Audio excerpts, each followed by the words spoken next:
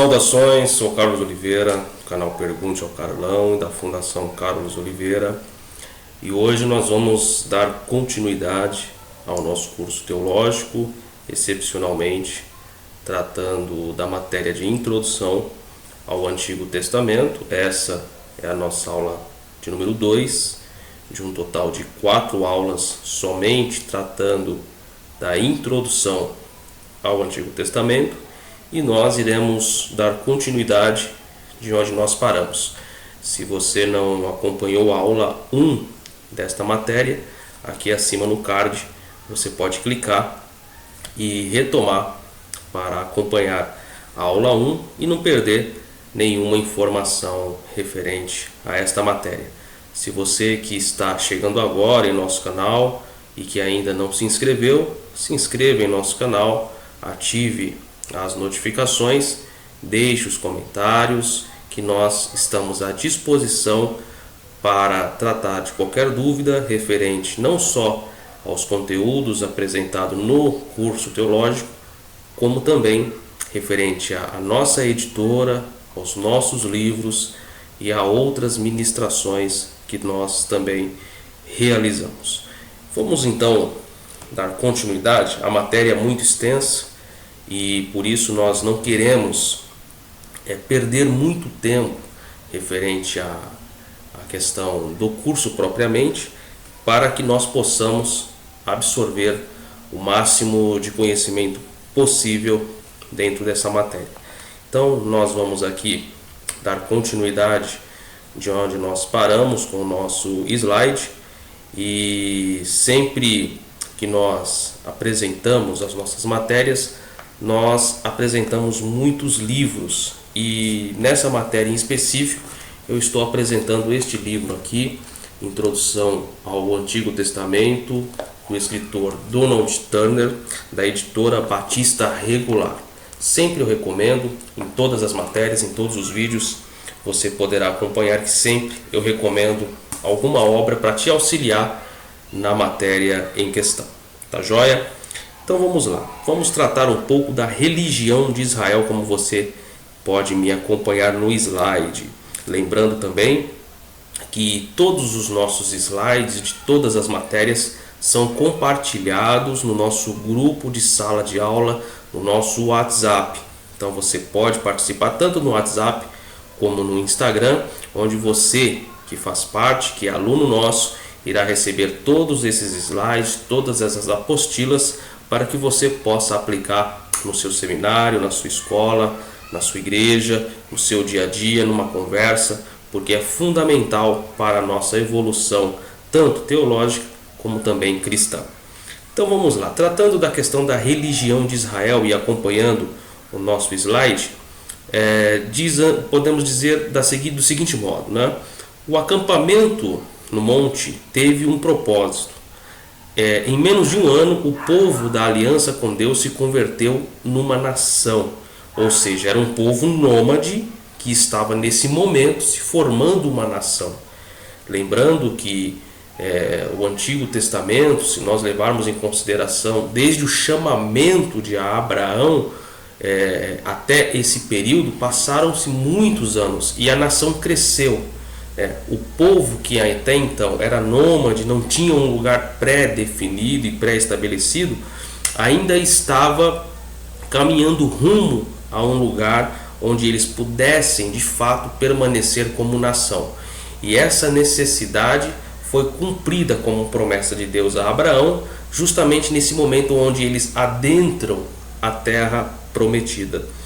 E a aliança estabeleceu com o Decálogo as leis para uma vida santificada, a construção do tabernáculo, a organização do sacerdócio, a instituição das ofertas e as observâncias das festas e estações do ano, todo o qual capacitava a Israel para servir a Deus de uma forma efetiva.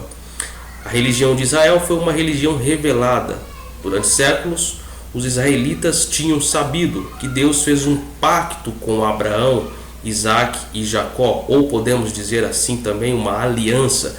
Não que a gente vai entrar dentro da esfera aliciancista. Não, de forma alguma. Nós não vamos entrar nesse mérito, nessa matéria, até porque não é o propósito da matéria.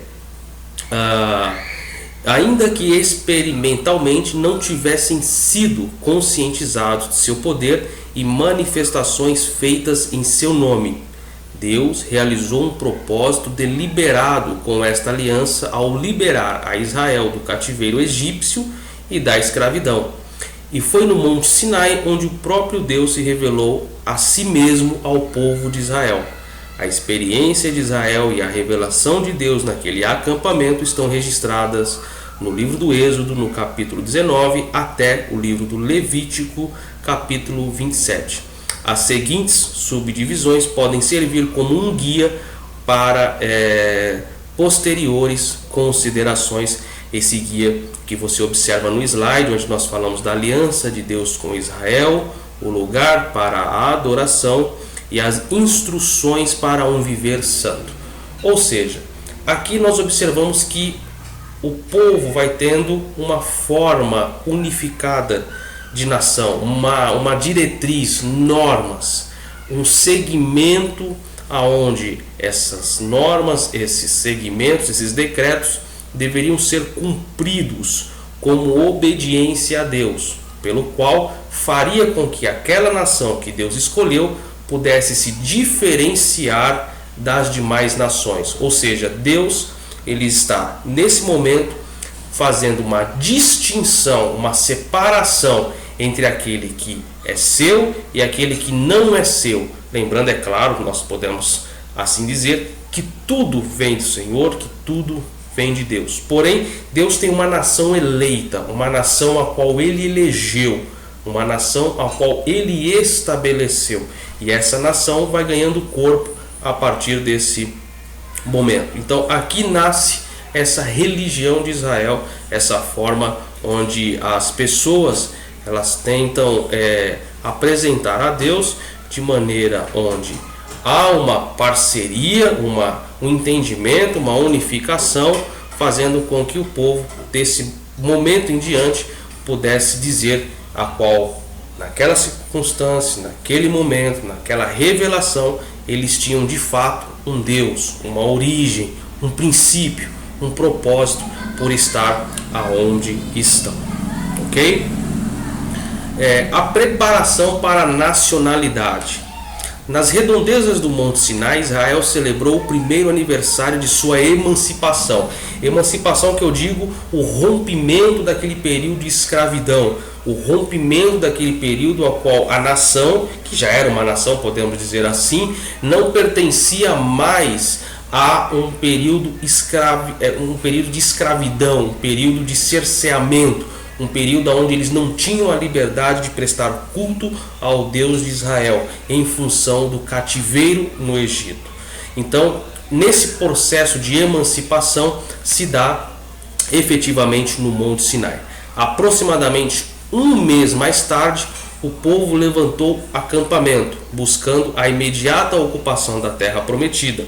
Uma marcha de 11 dias os levou até Cádiz Barneia, onde uma crise precipitou o divino veredito da marcha referente a essa questão desse percurso pelo deserto.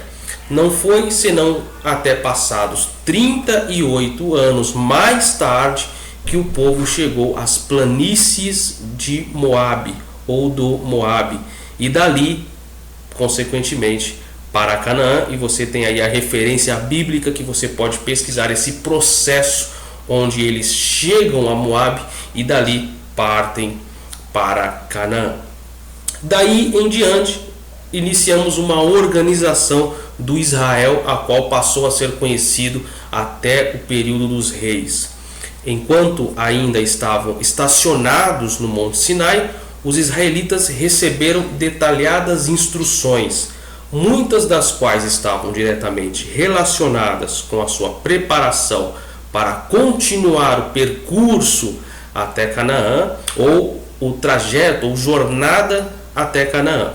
Na Bíblia, este material está apresentado de uma forma e numa disposição lógica antes que cronológica, ou seja, mais lógica do que cronológica, com relação aos fatos propriamente, como você também pode ver aqui no esquema ao lado aqui no seu slide, referente a esse processo cronológico, né?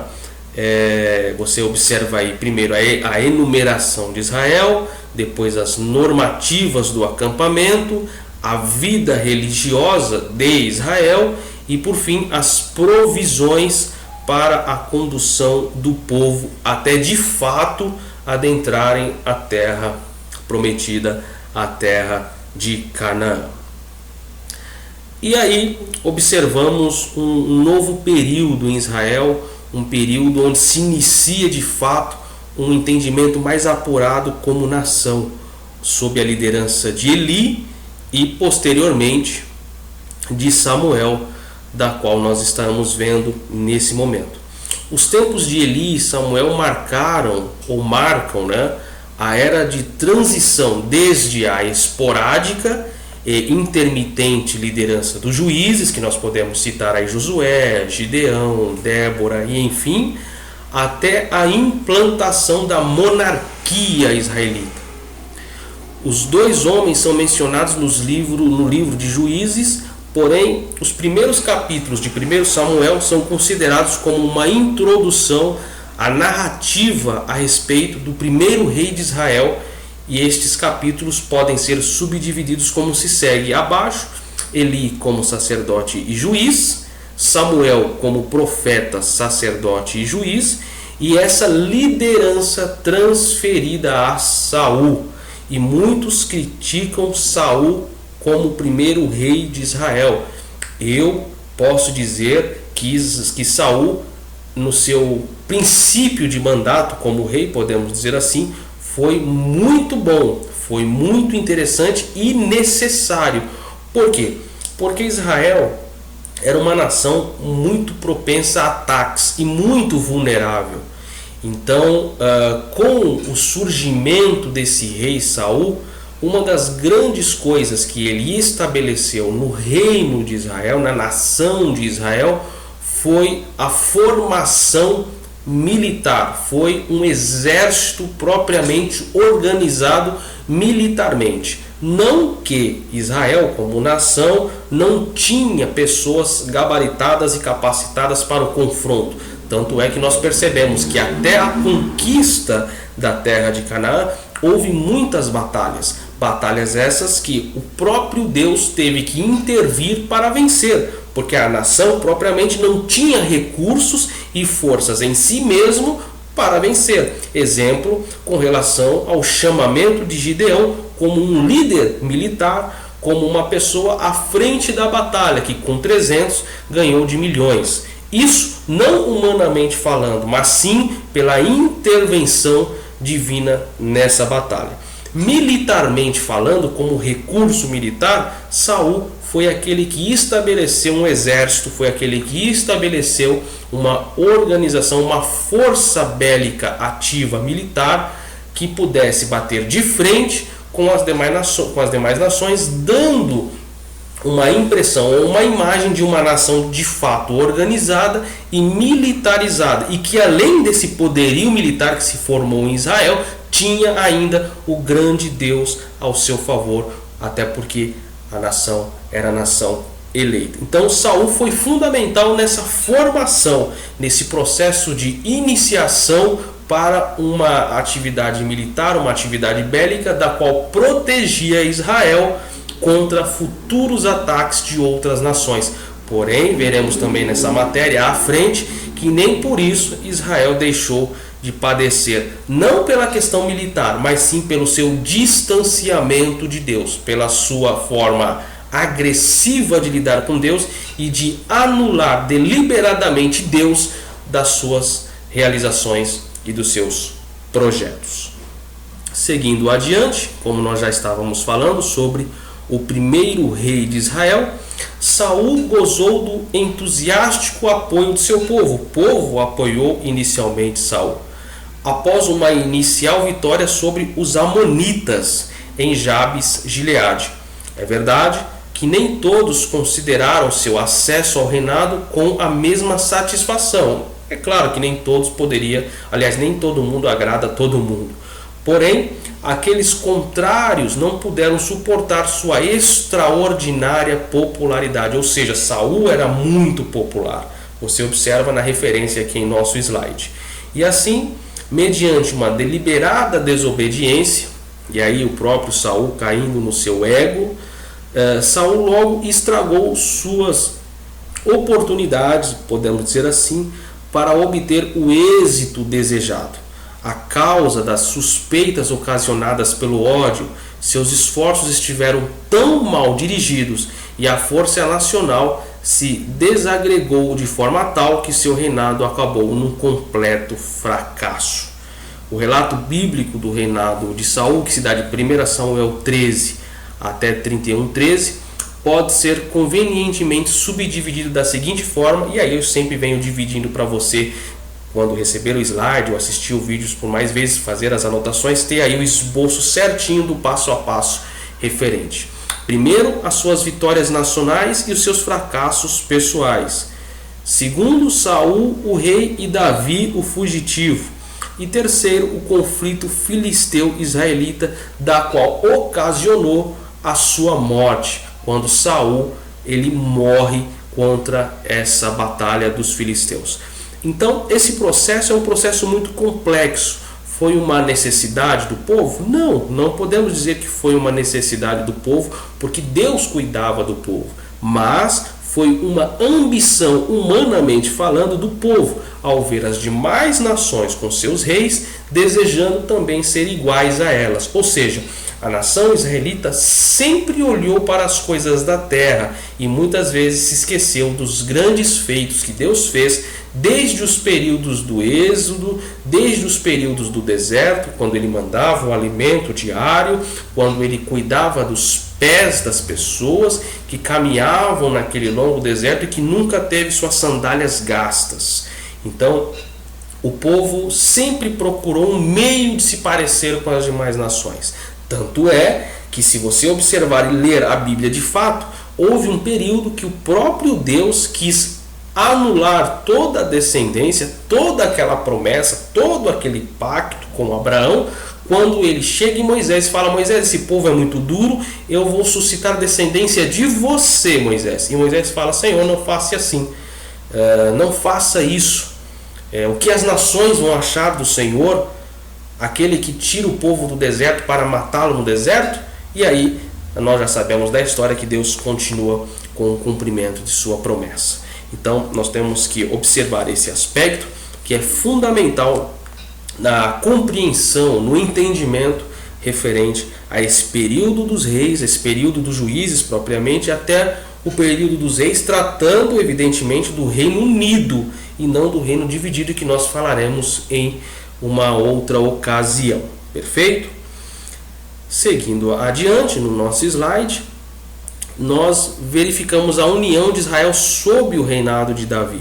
Quando Davi ele assume o reinado após vencer a batalha contra Golias e depois de muito tempo servir no palácio, ser invejado pelo rei, ter que fugir, ele não assumiu o trono assim repentinamente. Demorou um longo período para que ele assumisse de fato o trono da nação. Então, nós temos aqui um cronograma muito simples de ser entendido sobre o reinado de Davi como rei de Judá, o fundo genealógico, os lamentos de Davi pela morte de Saul, a desintegração da dinastia de Saul, né? E nós também podemos falar aqui a respeito do período de Davi. Nascido propriamente em tempos turbulentos, Davi esteve sujeito a um rude período de treinamento para o reinado de Israel. Foi requerido pelo rei para o serviço militar, após ter matado Golias, e ganho uma experiência inapreciável em façanhas militares contra os filisteus. Após ter sido forçado a deixar a corte, forçado pela perseguição do próprio rei Saul contra ele, conduziu um grupo fugitivo e se ganhou o agrado dos latifundiários e donos de grandes rebanhos na parte meridional de Israel, proporcionando-lhe um eficaz serviço. Ao mesmo tempo, negociou com êxito diplomático as relações com os filisteus e os moabitas, enquanto era considerado em Israel como um indivíduo à margem da lei. Ou seja, enquanto Davi estava crescendo nas periferias da nação israelense ou israelita com as outras nações, como os próprios filisteus e também com os próprios moabitas, enquanto ele tinha sucesso com essas demais nações, para o seu próprio povo ele era um fugitivo, uma pessoa que estava à margem da lei, uma pessoa que estava à margem, digamos assim, da lei israelita. Mas na verdade ele não estava como um fugitivo, como um marginal, mas sim para a sua própria vida e outra. E aí nós podemos, por mais que é um curso teológico, que a linguagem sempre procura ser acadêmica, nós temos que entender que Deus é superior e absoluto em todas as coisas. E por mais que tentamos esquadrinhar Deus, de fato, Deus é Deus. E Deus ele faz o que ele quer, na hora que ele quer, como ele quer. Então, se Davi estava num período distante da nação, é porque Deus estava o preservando para algo maior. E isso cabe a mim, cabe a você, que se você e eu estamos passando por um momento distante daquilo que realmente gostaríamos de estar, e até mesmo que Deus prometeu que nós estaríamos, pode ter certeza que esse período é um período de permissão de Deus para algo maior que virá para você, referente à sua vida espiritual, sua vida material, sua vida ministerial, sua vida em todos os sentidos possíveis. Passado esse período, Jerusalém como a capital nacional, e aí nós temos a conquista de Jerusalém, nós temos a força militar de Davi, o reconhecimento da Fenícia e da terra dos filisteus, Jerusalém como o centro da religião e o estabelecimento de um trono, digamos assim, espiritual eterno. Passado esse processo, chegamos à prosperidade e à supremacia, a lista de nações conquistadas, porque Israel se tornou uma potência mundial. Davi com parte sua sem responsabilidade e as bênçãos, a fome, a derrota dos amonitas, dos sírios e filisteus, e o canto de libertação.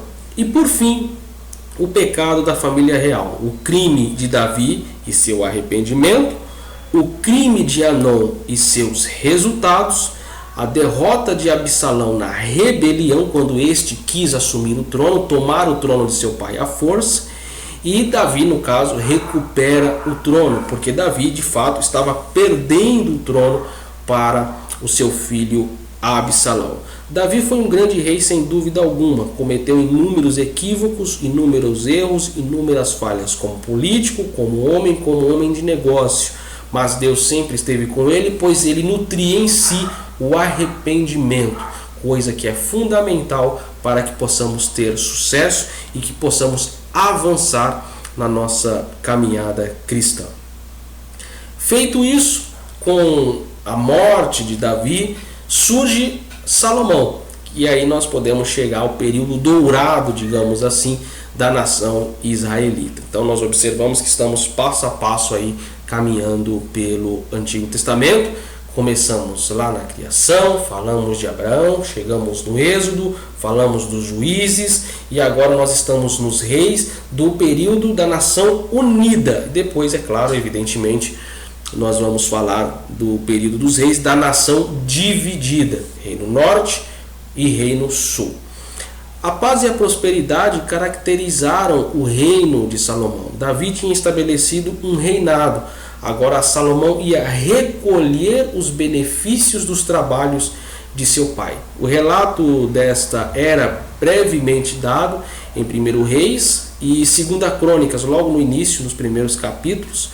O ponto focal em ambos os livros é a construção e a dedicação do templo, que recebe muita mais consideração que qualquer outro aspecto do reinado de Salomão. Ou seja, quando se trata de Salomão como rei, se trata do grande templo, né? Quando se trata de Saul, se trata da formação de um exército, quando se trata de Davi, se trata daquele que venceu o gigante, quando se trata de Salomão, a primeira coisa que vem é o grande templo, o Templo de Salomão, né?